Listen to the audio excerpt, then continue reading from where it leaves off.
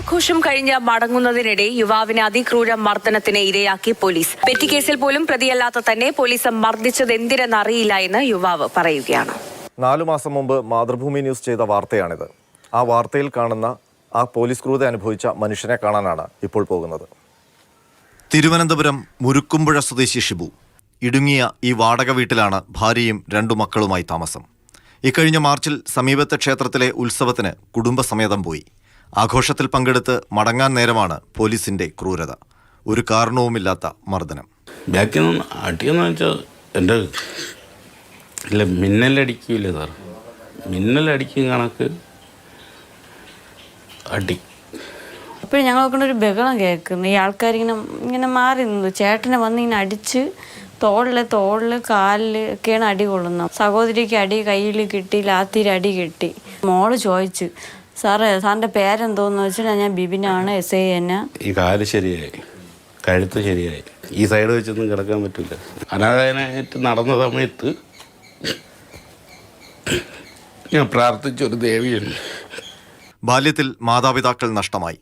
12ാം വയസ്സിൽ തടിമില്ലിൽ ജോലി ചെയ്താണ് ജീവിതം തിരിച്ചുപിടിച്ചത്. സഹോദരിയുടെ വിവാഹം നടത്തി. പുവർ ഹോമിൽ നിന്ന് ജീവിതസഖിയെ കണ്ടെത്തി. സ്വന്തമായ ഒരു വീടെന്ന സ്വപ്നത്തിന്റെ അരികിൽ നിൽക്കെയാണ് ജീവിതം പോലീസ് ധിക്കാരത്തിന്റെ ലാത്തികൊണ്ട് അടിച്ചു തകർത്തത്. എൻ്റെ 12ാമത്തെ വയസ്സ് തൊട്ട് ഇവിടെയാണ്. ഇപ്പോൾ എനിക്ക് ഇവിടെ പണിയും ഈ 4 മാസം കൊണ്ട് പറ്റുന്നില്ല. ജോലി ചെയ്യുമ്പോൾ എന്തൊക്കെ ബുദ്ധിമുട്ടുകളാണല്ലോ. കൈ തന്നെ തടി ഇങ്ങനെ തൂക്കിയെടുക്കണമെങ്കിൽ ഇത്രയും വെയിറ്റുള്ള തടിയൊക്കെ എടുക്കണമെന്ന് ആലോചിക്കാം. ഞാൻ നിൽക്കുന്ന മെഷീൻ മെനുമേശ്വരിയായിട്ട് നിൽക്കുന്ന മെഷീൻ അതാണ്. അത് കറക്റ്റ് അറുത്ത് കൊടുക്കണം. അതപ്പോൾ ഈ കൈ ബാലൻസ് കിട്ടൂല. പാർക്കുന്ന തടിയൊക്കെ വളഞ്ഞൊക്കെ ഇപ്പോൾ ആൾക്കാർ വഴുക്കും. മില്ലിലെ പണിയല്ലാതെ വേറെ ഒരു ജോലിയും പഠിച്ചിട്ടില്ലല്ലേ? ഇല്ല, ഡ്രൈവിങ് മാത്രമേ. അത് ബുദ്ധിമുട്ടാണ്. വരുമാനമില്ല.